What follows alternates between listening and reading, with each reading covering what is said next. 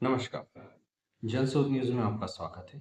मैं प्रदीप तिवारी। तो बिहार के इस बार के चुनाव ने न केवल वहाँ का नतीजा बदला है, हालांकि वहाँ पर पहले भी एनडीए की सरकार थी, जेडीयू के नेतृत्व में नीतीश कुमार की सरकार वहाँ पर चल रही थी।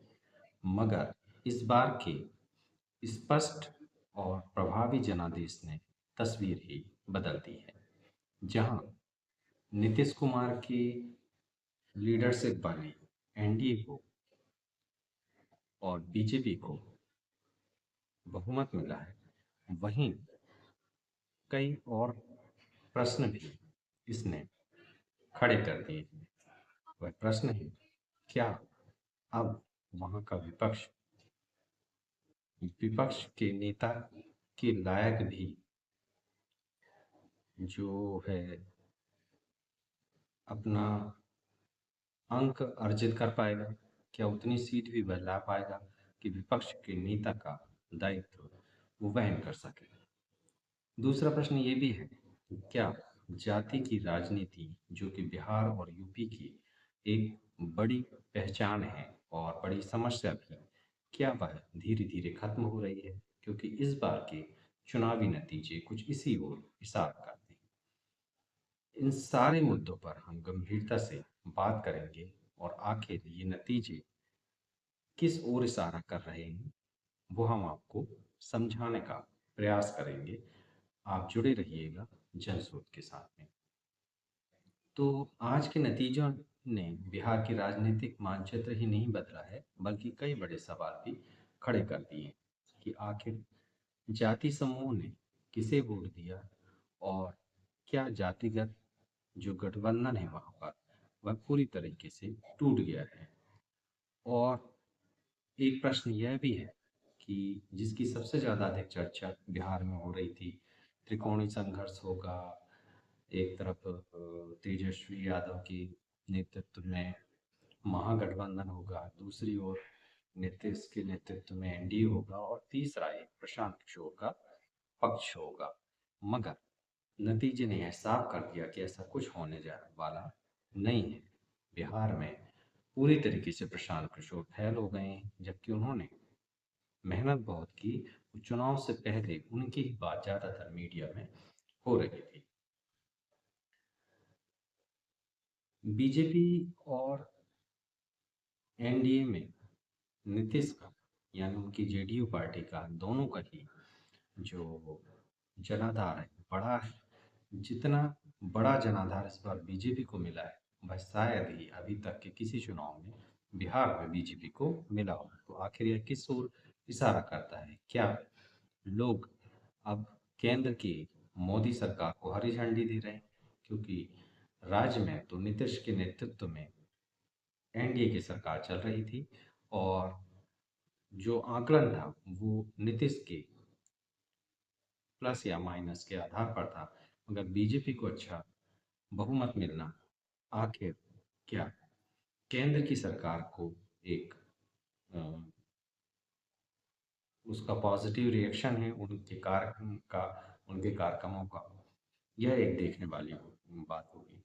वहीं दूसरी ओर महागठबंधन जिसमें आरजेडी, कांग्रेस, वाम दल शामिल थे, वे इस पूरी उम्मीद में थे कि वे इस बार सत्ता में आने वाले हैं, वहाँ पर सरकार बनाने वाले हैं। मगर उनका प्रतिशत प्रदर्शन बहुत ही औसत दर्जे का रहा। काउंटिंग सेंटरों से आ रही रिपोर्ट एक ही बात कह रही है कि बिहार में इस बार मतदाताओं ने पूरी तरीके से एनडीए का साथ दिया है। अब इनको अलग अलग हम थोड़ा करके देखेंगे, जेडीयू, बीजेपी, आरजेडी और कांग्रेस, कि आखिर किसे क्या मिला और किसने क्या परफॉर्मेंस किया और आखिर क्यों किया। तो सबसे पहली बात करते हैं जेडीयू की। जेडीयू नीतीश कुमार की पार्टी है। इस बार ग्रामीण इलाके में अच्छे वोट बटोरे, अच्छा प्रदर्शन रहा और ईबीसी यानी अति पिछड़ा वर्ग और महिला मतदाताओं में जेडीयू की पकड़ इस बार स्पष्ट रूप से दिखाई दी। नीतीश कुमार को चुनाव से और पहले और चुनाव के दौरान थका हुआ और उनको गया गुजरा बताया जा रहा था, वह कहीं जमीन धरातल में दिखाई दिया नहीं। वहीं दूसरी ओर जहाँ तेजस्वी को युवाओं का चहेता और युवाओं के बीच में अति उनका जो जनाधार है ये बताया जा रहा था, बहुत ज़्यादा फेमस है युवाओं के बीच में, ये बताया जा रहा था, मगर वह कुछ ऐसा दिखाई नहीं दिया क्योंकि युवाओं के भी वोट आरजेडी को बहुत ज़्यादा मिले नहीं। वहीं दूसरी ओर भारतीय जनता पार्टी जो कि केंद्रीय राजनीति में है, केंद्र में उसकी सरकार है, उसका परफॉर्मेंस बहुत ही बेहतर इस बार रहा है। शहरी इलाकों से लेकर मध्यम वर्गीय और सवर्ण बहुल क्षेत्रों में बीजेपी ने दमदार प्रदर्शन किया है। कई सीटों पर बीजेपी के उम्मीदवारों ने शुरुआती राउंड से ही बढ़त ले ली थी, यानी स्पष्ट बहुमत बीजेपी को मिला है। वहीं ग्रामीण क्षेत्रों में भी बीजेपी की पैठ बढ़ी है और इस बार जो भी बीजेपी का वोट प्रतिशत है वो बहुत इंक्रीज किया है, जो कि शायद अभी तक के किसी भी चुनाव में सबसे अधिक है। वहीं दूसरी तरफ अगर हम विपक्ष पर नज़र डालें तो आरजेडी जो तेजस्वी यादव की पार्टी है, लालू यादव की पार्टी है, परंपरागत यादव मुस्लिम वोट बैंक का भरोसा था, मगर कहीं न कहीं एनडीए ने इस पर सेंध लगाई और जो जेडीयू है उनसे वो मुस्लिम वोट बैंक कहीं ले उड़ा। उसका सीधा असर सीटों पर पड़ा और आरजेडी को कम सीटें आई। कांग्रेस पार्टी जो ज़्यादातर राज्यों में अपनी प्रासंगिकता खत्म कर चुकी है, खो चुकी है, वो उसका स्पष्ट इशारा यहाँ पर भी दिखा। कांग्रेस लगभग यहाँ पर खत्म है, उसका प्रदर्शन सीमित रहा, सीट वितरण और ग्राउंड तैयारी उसकी जीरो रही। कुल मिलाकर मुकाबला एक तरफा रहा। एनडीए का वर्चस्व और महागठबंधन विशेषकर आरजेडी की रणनीति फेल हुई। हालांकि कुछ पंडित अभी भी इसमें जो एक मास का एफर्ट्स जो हुए वहाँ पे बीजेपी की तरफ से पूरा केंद्रीय दल और पूरे राज्यों के मुख्यमंत्री और राज्यों के कार्यकर्ता वहाँ पर लगे, इस बात को कहेंगे कि ये एक अकेले आरजेडी के तेजस्वी यादव सबसे लड़ते हुए दिख रहे थे, तो शायद उसका नतीजा है। तो इसे इस तरीके से तो लिया नहीं जा सकता क्योंकि जिसके पास जितने कार्यकर्ता हैं वो तो जमीनी स्तर पर उन्हें उतारे गए। तो ये कोई एक नई बात नहीं है और इसे जो लोग कोट कर रहे हैं, जो लोग बता रहे हैं, जो मीडिया हाउस उसे समझाने का प्रयास कर रहे हैं, आखिर में वो कुछ और ही समझाना चाहते हैं और किसी और तरीके की राजनीति वो करना चाह रहे हैं, जिसे आपको समझने की आवश्यकता है। बिहार चुनाव की बात हो और जाति विश्लेषण ना हो, ऐसा हो नहीं सकता। ऐसा ही जो वाकया है वो बिहार की राजनीति जातिगणनी समीकरण में घूमता है। आज के नतीजों को समझने की जरूरत है कि किस जाति समूह ने किसको वोट दिया है। इसे थोड़ा हम गंभीरता से और एनालिसिस के साथ समझने का प्रयास करेंगे तो हमें वहाँ की थोड़ी थोड़ी पिक्चर क्लियर होने की आपको एक छवि बनेगी। हालांकि बहुत कुछ जानकारी आप तक है भी, मगर उसे हम और दुरुस्त करने का प्रयास करेंगे।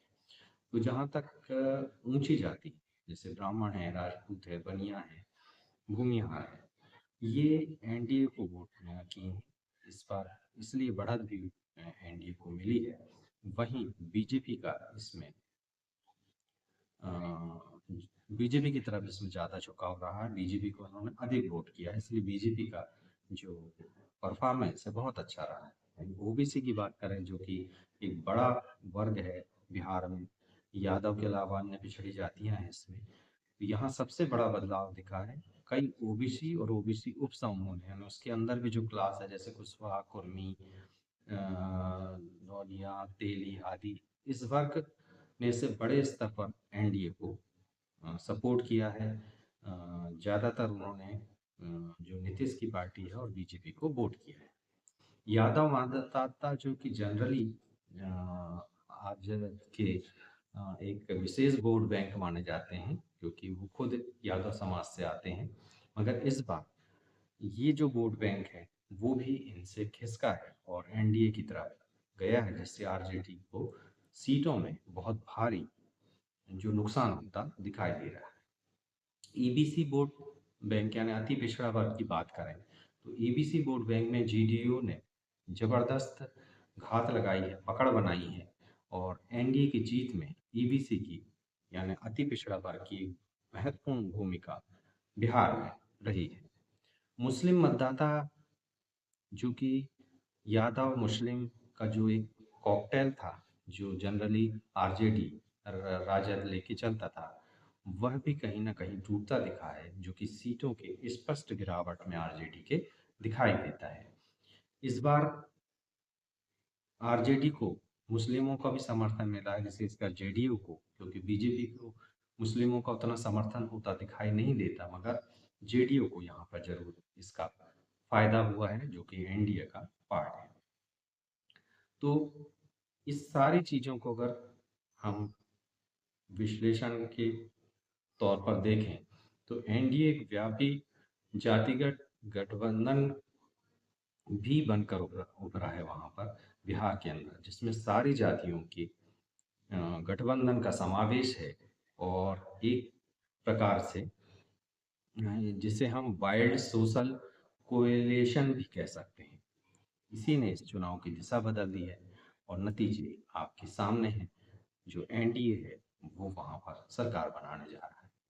अब बड़ा सवाल है कि एनडीए इतनी बड़ी जीत कैसे हासिल कर गया। तो यहाँ पर उसके सबसे बड़े 5 कारण हैं। एक तो है मोदी फैक्टर प्लस नीतीश का जमीनी संगठन। जेडीयू ने पिछले सालों में आरएसएस को देखते हुए और उनके संगठन को देखते हुए जो बीजेपी से जुड़े हुए थे, अपने संगठन पे भी बहुत बड़ा और व्यापक काम किया है, जिसका भी ये नतीजा हुआ है।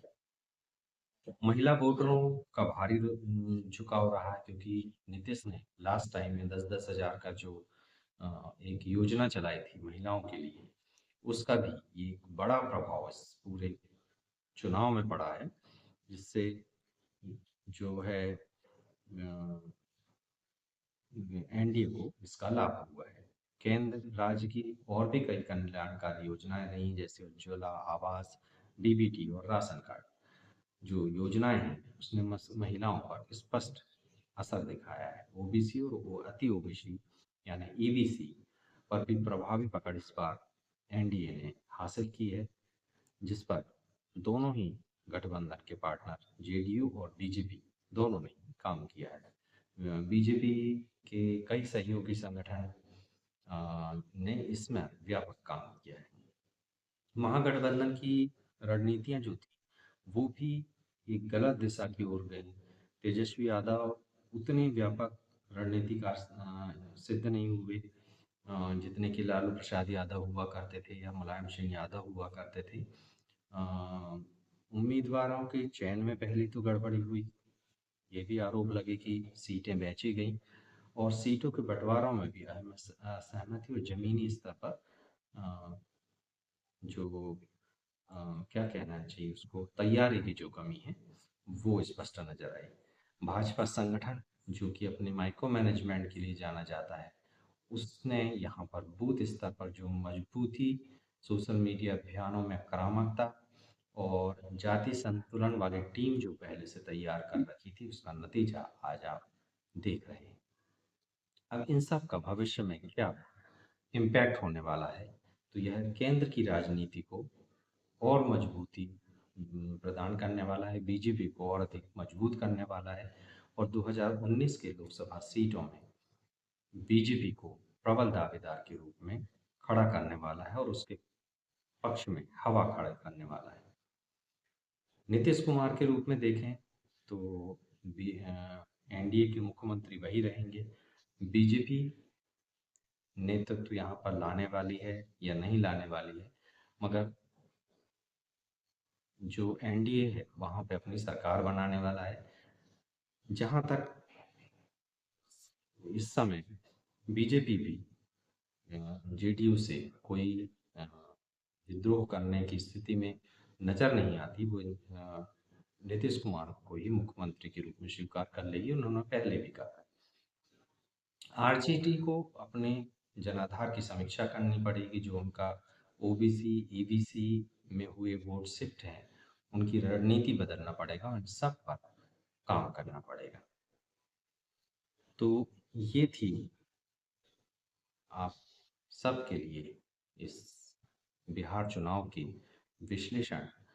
आपको यह सेगमेंट कैसा लगा और आप क्या और इसमें सुनना या जोड़ना चाहते हैं, आप हमें कमेंट करके बताइए। और अगला अंक आप किस मुद्दे पर चाहते हैं, हमें बताइएगा। देखते रहिए जनसो बिग होम, और बुलंद आवाज को चुनना चाहते हैं तो लाइक और सब्सक्राइब करना ना भूलिएगा। नमस्कार।